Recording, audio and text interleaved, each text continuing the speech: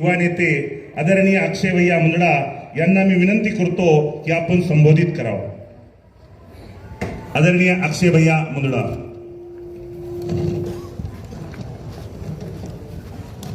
आपल्या सर्वांच्या नेत्या लोकनेत्या आदरणीय ताईसाहेब यांच्या अंबाजोगाई येथील जनसंपर्क कार्यालयाच्या कार्यक्रमाला उद्घाटनाच्या कार्यक्रमाला या ठिकाणी उपस्थित आजच्या कार्यक्रमाचे अध्यक्ष भारतीय जनता पार्टीचे जिल्ह्याचे अध्यक्ष आदरणीय शंकररावजी देशमुख साहेब, आदरणीय ताईसाहेब आणि फक्त बाहेरगावून आलेल्या लोकांचे नावं घेतो त्यामुळे केज परळी अंबाजोगाईच्या सर्व लोकांनी मला माफ करावं. माफी भरून निघायला 4.5 वर्ष वेळ आहे, तर तरी आणखी माफी मागून सगळ्याची वेळ घेतो. कार्यक्रमाला उपस्थित गेवराईच्या नगराध्यक्षा आदरणीय गीता काकू, आमचे मित्रबंधू श्री दजितजी पंडित साहेब, आदित्यजी सारडा, माधव तात्या आणि बाहेरगावून आलेले सर्व आणि पक्षाचे सर्व मंडल अध्यक्ष, पक्षाचे सर्व पदाधिकारी, उपस्थित सर्व आजी माजी जिल्हा परिषदचे मेंबर, नगरसेवक आणि उपस्थित सर्व वडीलधारी मंडळी, आज खऱ्या अर्थानं ताईसाहेबांच्या जनसंपर्क कार्यालयाचं उद्घाटनाप्रसंगी आपल्या सर्वांना उपस्थित राहता आलं हे तुमच्या आमच्या सर्वांचं भाग्य आहे. माझ्या मतानं जिथं कुठं ताईसाहेबांचा दौरा असतो, जिथं कुठं ताईसाहेबांचं या ठिकाणी कार्यक्रम असतो, तिथं खऱ्या अर्थानं जनता दरबार सुरुवात होतो, तिथं खऱ्या अर्थानं लोकांचे कामं सुटण्यासाठी सुरुवात होते. पण प्रत्येक माणूस ताईंच्या दौऱ्यापर्यंत पोहोचू शकतो, त्याला तो दौरा माहीत होतो नाही होतो. अशा लोकांना खऱ्या अर्थानं ऑफिसमध्ये जाऊन आपले कामं करून घेता आले पाहिजे. त्या लोकांसाठी, सर्वसामान्य जनतेसाठी असणारं हे ऑफिस आहे. आज खऱ्या अर्थानं एक अत्यंत भव्य अशी वास्तू, म्हणजे ज्या प्रकारे ती खुर्ची, तो टेबल पाहून साहेब तिथे येऊन बसणार आहेत का काय, अशा पद्धतीनं चांगलं ऑफिस या ठिकाणी अंबाजोगाईमध्ये तिथं झालेलं आहे. आणि ही फक्त वास्तू नसून गोरगरीब जनतेची, सर्वसामान्य जनतेची हक्कानं कामं होणारी एक वास्तू आहे. जिथं फक्त अंबाजोगाई तालुका नाही, केज तालुका नाही, परळी तालुका नाही, पण मला खात्री आहे की ह्या वास्तूमध्ये इतकी ताकद निर्माण होणार आहे ताईसाहेबाच्या स्पर्शानं की राज्यातल्या कुठल्याही कोपऱ्यातला माणूस या ठिकाणी आला तर त्याला न्याय भेटल्याशिवाय राहणार नाही. असं ऑफिस भविष्यामध्ये हे या ठिकाणी होणार. अनेकांनी इथं सांगितलं किंवा ताईंनी आपल्या तालुक्याला असं दिलं, जिल्ह्यामध्ये असं काम केलं, हे आपण जरी सांगत असलो तर हा मोठेपणा दाखवायची सवय आपल्या नेतृत्वामध्ये नाही. त्याचं एक छोटं उदाहरण आजच्या बैठकीतलं मी तुम्हाला देणार आहे. देवीचं दर्शन झालं, आम्ही SRTच्या मेडिकल कॉलेजला दर्शनाला त्या ठिकाणी मिटिंगला त्या ठिकाणी गेलो आणि SRT मेडिकल कॉलेजच्या मिटिंगच्या आढाव्यामध्ये दवाखान्यातले सर्व लोक चालू असणाऱ्या बिल्डिंगचे नावं घ्यायला लागले की ही बिल्डिंग पूर्णत्वाकडे आहे, हे हॉस्टेल पूर्णत्वाकडे आलंय, OPDचं काम संपत आलंय.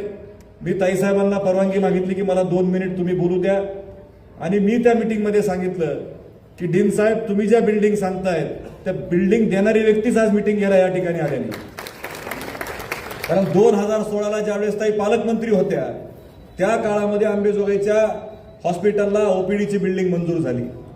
त्या काळामध्ये 250 खाटाचं विद्यार्थ्याचं हॉस्टेल मंजूर झालं, 160 खाटाचं हॉस्टेल मंजूर झालं. आपल्या B बिल्डिंगची बिल्डिंग मधला दुसरा मजला त्या ठिकाणी मंजूर झाला. ताई, अंबाजोगाईचं वैशिष्ट्य हा तालुका 2009 पासून 2 विधानसभा मतदारसंघामध्ये या ठिकाणी विभागला गेला. पूर्वीपासून जिल्ह्यामध्ये लोकनेते स्वर्गीय मुंडे साहेबांच्या नेतृत्वाखाली अनेक लोक या ठिकाणी निर्माण झाले आणि मला एका गोष्टीची आनंद आहे की मुंडे साहेबांच्या नेतृत्वाखाली विमलताई पहिल्यांदा आमदार झाल्या, तसंच आमदार नमिता मुंदडांना 2दा आमदार करण्यामध्ये आपला आशीर्वाद आहे. ह्याचा आम्हाला अभिमान आणि ह्याचा आम्हाला कौतुक आहे. राज्यामध्ये काम करणारे अनेक लोक असतात, पण त्या लोकांमध्ये नेतृत्वामध्ये अशी ताकद असली पाहिजे की आपल्या कार्यकर्त्याला आपण जबाबदारी दिली तर तो योग्य करते का नाही फक्त लक्ष ठेवायचं, पण त्याच्या अधिकारात कधी कुठला ह्या ठिकाणी हस्तक्षेप करायचा नाही. ही दानत कुठल्या नेतृत्वामध्ये असेल तर ती लोकनेत्या पंकजाताईमध्ये या ठिकाणी. अनेकला बिल्डिंग झाल्या. मी तर युद्धजित दादांनी सांगितलं की बीडची बिल्डिंग जिल्हा परिषदची त्या ठिकाणी त्यांनी ताईंच्या काळामध्ये झाली.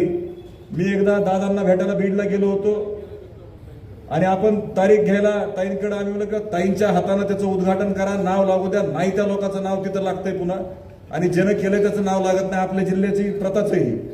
आणि हा गेल्या त्या महाविकास आघाडीचं सरकार होतं, सगळ्या बिल्डिंगचे उद्घाटन असे गडबडीत, म्हणजे आपले भाऊचे पण आता पर्याय नाही, पण उद्घाटन करून त्या ठिकाणी मोकळे झाले लोक. अरे पण काम पंकजाताईंनी आणले, बिल्डिंग पंकजाताईंनी आणल्या. तर भविष्यात सुद्धा 2-3 वर्ष रस्ते जे काही जिल्ह्यामध्ये चालणार आहेत त्याची सुरुवात आणि मुहूर्तमेढ पंकजाताईंनी या ठिकाणी केलेली आहे. तुम्ही आम्ही विसरून या ठिकाणी चालणार.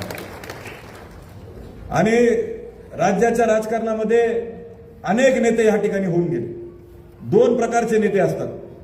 एक नेता असतो की जो मंत्री झाला की खातं त्याला न्याय देतो, आणि दुसरा नेता असतो जो खात्याला न्याय देतो. आता कोण किती खातं ह्याच्यामध्ये जायचं नाही आपल्याला, पण कुठल्या खात्याला कोण न्याय देऊ शकतं ह्याचा अनुभव तुम्ही ग्रामविकास खात्याच्या माध्यमातून प्रत्येक सरपंचापासून ते प्रत्येक आमदारानं महाराष्ट्रात या ठिकाणी बघितलेलं. आता 25-15 नावाची गोष्ट मला वाटत नाही महाराष्ट्रात कोणाला कळाली असती आणि त्याचा काही उपयोग झाला असता. अक्षरशः लोकांनी गाड्याचे नंबर 25-15 घेतले, मोबाईलचे नंबर 25-15 झाले. म्हणजे अशी परिस्थिती झालेली. आता लोक विचार करायलेत की ताईच्या इकडल्या खात्यात काय. तर आता कमलाकरांना आमच्यावर गाडीत होते, आणि कमलाकरांना गाडीत असताना म्हणले की आता मला सुद्धा गोट फार्मिंग आणि बाकीच्या गोष्टी करायच्या. म्हणलं अण्णा नुकसान होईल, आपल्या घरी रोज लागतंय, ते धंदाच पुढे यायचा नाही म्हणलं आपला. आणि त्यामुळं पण ताईच्या एकंदरीत नेतृत्वाच्या गुणाचा आपण विचार केला तर हे मातृत्वाच्या नात्यानं देणारं हे नेतृत्व आहे. हे तुमच्या आणि आमच्या हातात आहे की आपल्याला घ्यायचंय कसं. हे ऑफिस ताई इथं आल्याच पाहिजेत, ताई बसल्याच पाहिजेत, ताईने ह्या दिवशी आलंच पाहिजे. त्यापेक्षा तुम्ही जर ताईसाहेबांचे कार्यकर्ते खरे असाल तर माझ्या मतानं ऑफिस उघडायच्या आधी तुम्ही इथे येऊन बसलं पाहिजे, लोकांची कामं केली पाहिजे. अंबाजोगाई तालुका असेल, आता गेवराईला ऑफिस करा म्हणून बाबी तुम्ही सांगायला होता. माझ्या मित्राचं कॉम्प्लेक्सचं काम चालू आहे. मी त्याला विचारलं कॉम्प्लेक्स कुठपर्यंत आलंय म्हणून. तर ते ऑफिस तिथं गेवराईला ताईसाहेबांचं करतो म्हणलाय, तर पुन्हा फोन करून मला काही शिवाय देऊ नको. त्यामुळे त्यालाही मी सांगितलं की बाबा तू तिथं गेवराईमध्ये ताईसाहेबांचं ऑफिस कर. आणि सलीम जहागीर साहेबांनी सांगितलं की तांत्रिकदृष्ट्या आपला लोकसेवेला पराभव झाला. माझं मत आहे चांगलं झालं, पराभव झाल्या, ताई कॅबिनेट मंत्री झाले. निवडून आल्यानंतर काय झालं असतं ते आता आपल्याला बघायचंच नाही, कारण ते रस्ता आपण सोडलेला आहे. आणि ज्या वेळेस आपल्याला दिल्लीला जायचंय त्यावेळेस लोक आपल्याला पाठविल्याशिवाय राहणार नाहीत, हे आपण मनामध्ये गाठ बांधायची. पण ताई राज्यात चांगल्या, ताईंचं नेतृत्व राज्याला गरज आहे.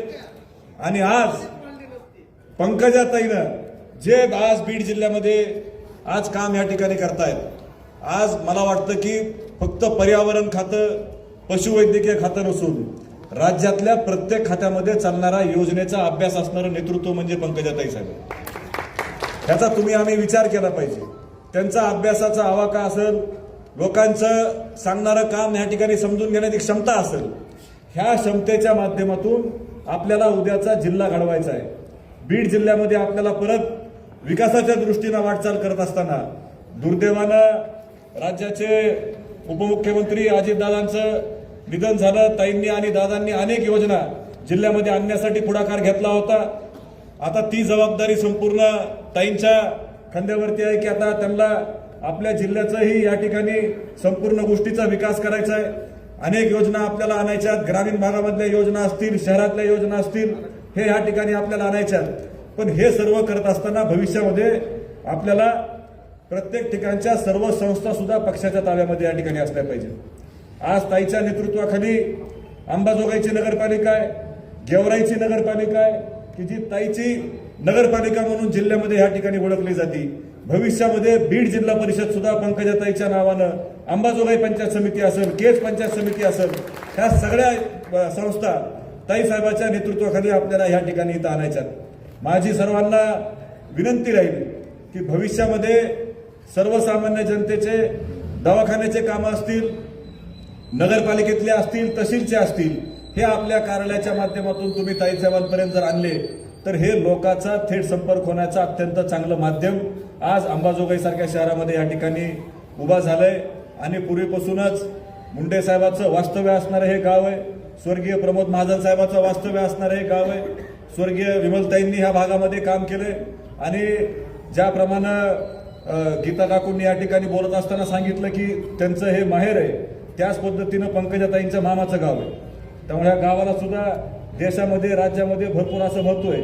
आणि इथं ऑफिस झाल्यामुळे एक चांगलं झालं की आमचं नगरपालिकेचा ताण कमी झाला. येताना तुम्ही काहीतरी पैसे घेऊनच येतात आणि आपल्या शहराला काहीतरी चांगलं भेटल्याशिवाय त्या ठिकाणी राहणार नाही, ही आम्हाला खात्री आत्ताच मेडिकल कॉलेजच्या 2-3 गोष्टीमध्ये